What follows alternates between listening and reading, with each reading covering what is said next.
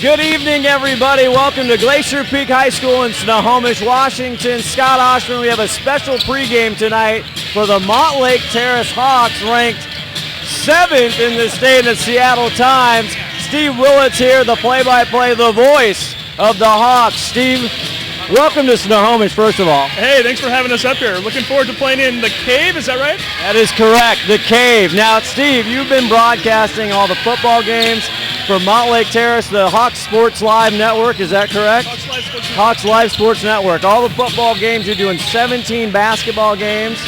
We are only 2 entities that I know of that are doing online streaming full video, right? Yeah, we're the pioneers of the group, right? So, I mean, I think in time this is going to be something that we'll see throughout every school, but 2012, it's Glacier Peak, it's MountlakeTerrace up in the north end.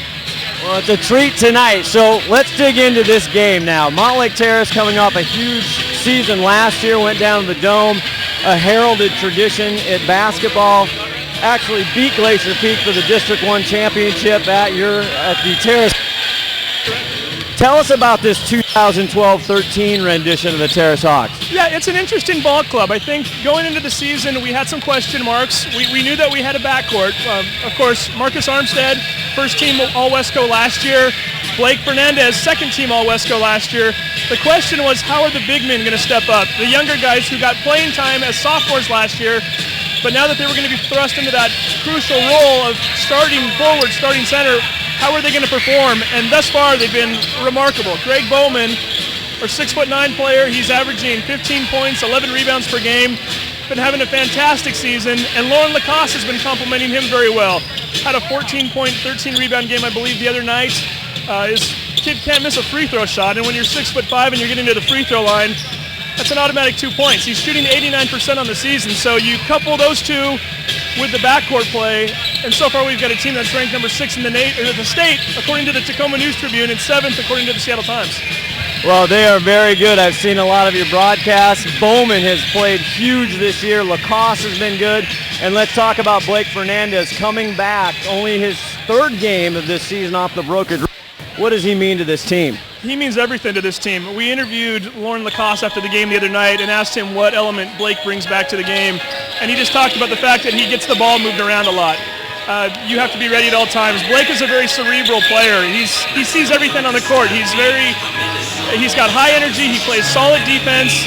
He's always looking to pass, but at the same time, he can score if he needs to as well. He was actually the leading scorer last year on this team. Yeah. And he brings a huge element to this team that we didn't have for the first 5 games.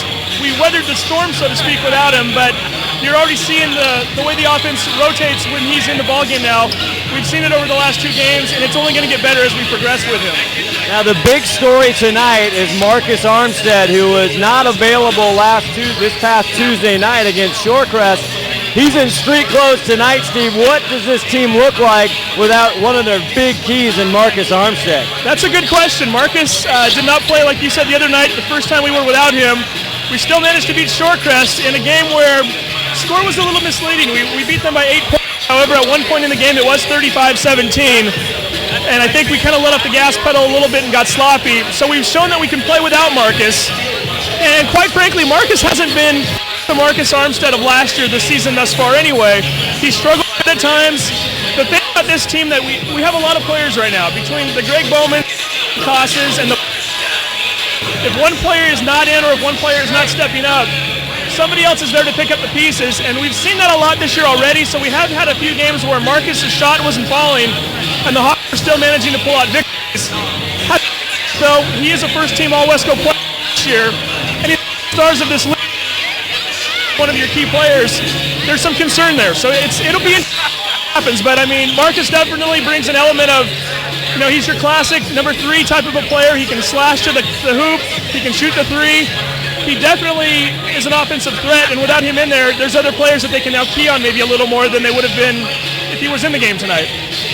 Well, it should be fun here at the Cave. It's winter break for Glacier Peak, so no band, although we've got the PA going. And it's coming up next. Right now, we're going to meet the Glacier Peak Grizzlies of 2012-2013. Thanks, Steve. Thanks, Scott. Good game. I'm number 2. I'm a guard. I'm Bobby Brooks. I'm number 3. I'm a forward, and I'm a junior. Ty Tilsley, number 4, forward, junior. Drew Vader, number 5, point guard, senior. Russell Anderson, number 10, post, senior. I'm Austin Kaiser. I'm number 13. I'm Rams Gonzalez, number 20. I'm Zach Peterson, I'm number 21. I'm center and I'm a senior. Mitch Foreman, I'm number 23. I'm a guard and I'm a senior. Trey Chambers, number 25, I'm a guard. Nick Allen, number 30. Post, I'm a junior. I'm Ty Decklaw, I'm number 2.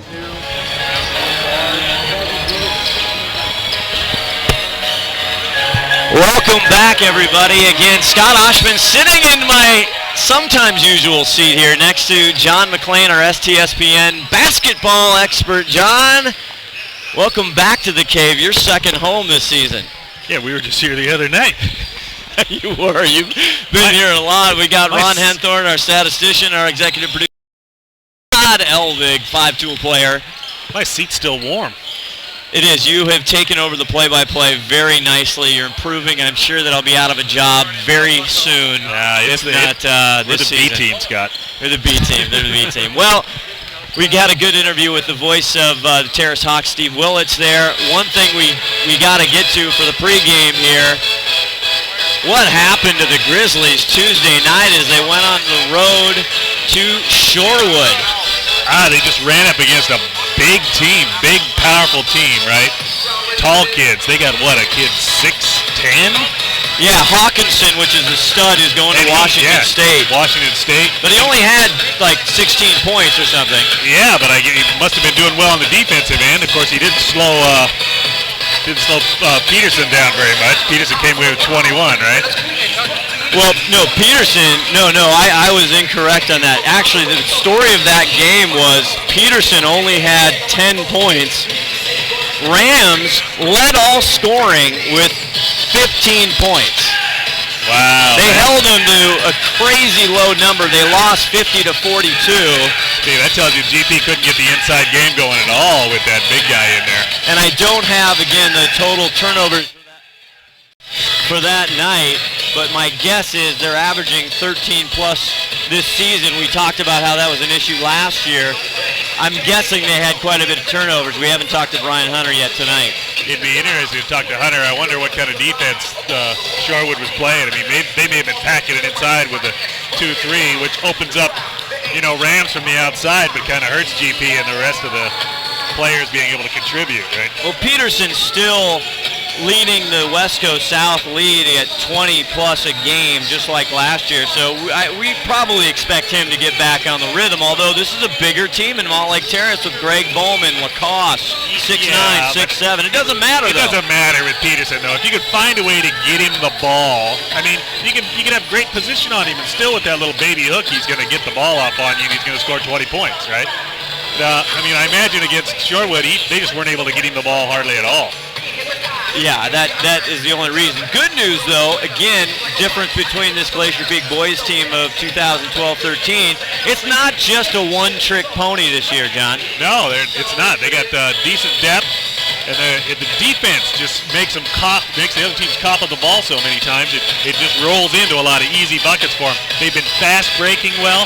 Other teams haven't been able to stop their long outlet passes, and they've been getting a lot of quick, easy buckets, so everybody's been able to contribute. Ty Chelsvik coming in, just contributing. Great rebounder. The ties. Throwing in 6 or so a game. There's ties all over the place. There is. It is a team of ties. Chelsvik doing well. Mitchell Porman not lighting it up on the scoring stat line, but he leads the team in assists. Yeah, well, and his defense is tremendous. I mean, you watch him out there, there's going to be sweat dripping off his chin and his nose. You watch him fight through the picks, right through double screens and everything. I mean, he is relentless. With him and Vader, Vader's been putting up some good numbers too, going hard to the hole and finishing now, right? Which is key for his ball game. Vader's driving to the hole, finishing, making better decisions, slowing down a little bit. Yeah, and that's just going to get better as the season progresses, right? More games under their belt, they're just going to calm down, play ball, do what they need to, know what they need to do in certain situations, as those come up throughout the season. It only happens to them once, and they figure it out. Hunter beats it into him after that. And Nayland Sue, the head coach of the Terrace Hawks, this is his 13th season at MountlakeTerrace, where they've got quite a basketball tradition over there. Yeah, I mean, we expected coming into the season, we're like, who are going to be the teams? Well, there's going to be Terrace and then somebody else, right? Glacier Peak. Yeah, well, GP, Terrace, and it looks like Shorewood this year, so. Well, Terrace beat Shorewood at home. The previous. How many points? Not by a lot of points. I could look that up, but it was a tough matchup. It wasn't a blowout by any stretch. Again, Hawkinson is just an absolute stud. Yeah. They lost to Shorewood 48-35. Score looks a little bit bigger than it was. Yeah, but if you're looking at this Terrace team, you know, they got pretty good size. Look like strong kids too, athletes. So. Lost to MountlakeTerrace. The only other loss they have is out of conference to Lincoln. I saw that game on Terrace Hawks Live, and it was 60-59. It actually was a nail-biter down to the last seconds. Terrace actually led the game all the way up until about 2 minutes. Lincoln, a top team in the state. Yeah.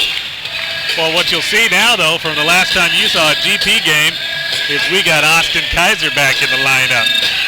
That is a big key. Which is key for getting people open, because Kaiser can set a pick. Mitchell Porman again leading in assists. You have Nick Allen, Bobby Brooks, who they won a tight ball game at the JV right before we started and went on the air. Played well. Nick Allen and Bobby Brooks a big part of that win. So they're swinging both going to play here in varsity. And this should be a very tight game. Should be, but it's high school basketball, so anything can happen, right? I mean, the kids feed off each other, too, both directions. So somebody can get hot and the whole team can rise up, right? Light a fire. Otherwise, somebody could start spiraling and they could drag the whole team down. Run high in high school basketball. And that's what's fun. That is what is so great. Getting ready to start now, our PA announcer, Bob Blair. As teams come over, start and get the huddle. Do we have the sheriffs for this evening? We don't have, yes we do. Kevin Erickson, John McInnes, Reyes Kanji is our sheriffs tonight, as you like to say, John. A team of sheriffs. So after this, the kids are on winter break. MountlakeTerrace actually on the 28th is starting their holiday tournament. They take on Snohomish as their first team, who's not had a good season so far. Yeah, they'll probably run through Snohomish like wildfire. Yeah, so sorry to say. Well, that's all right. And the Grizzlies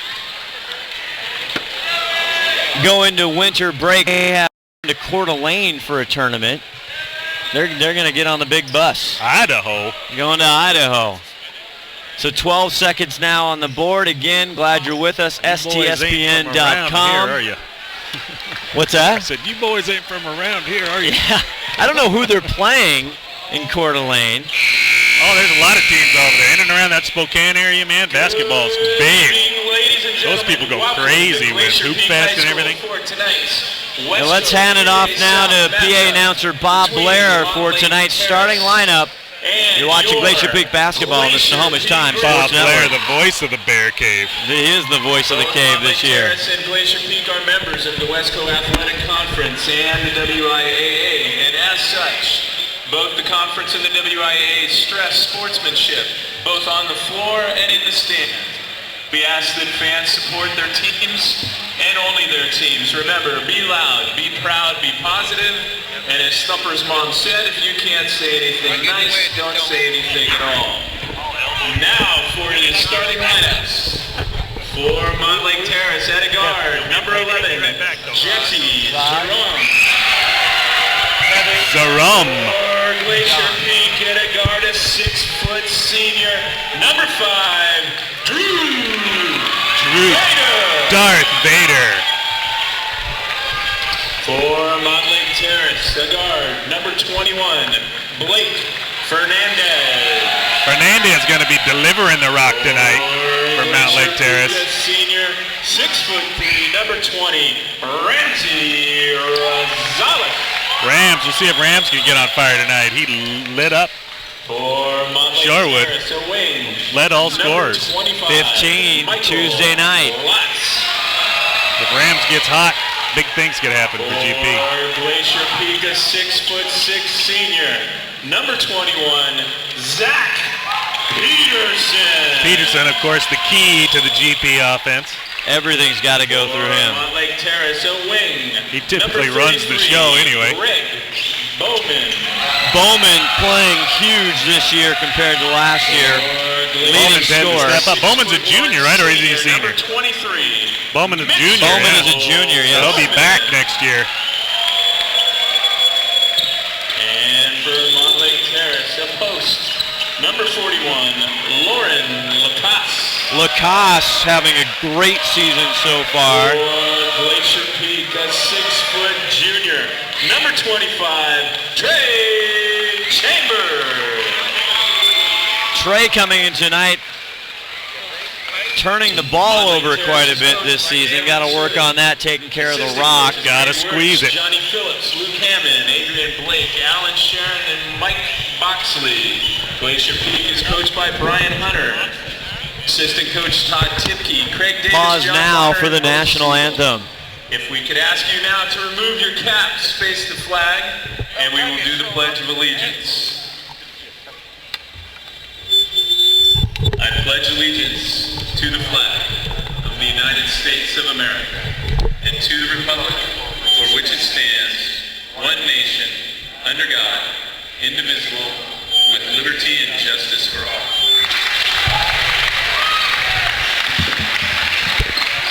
Well, it's not a humongous crowd here in the cave tonight on a Thursday night in Snohomish. No band tonight, so a different feeling, a different atmosphere here in the cave. That's okay. I'll make some noise.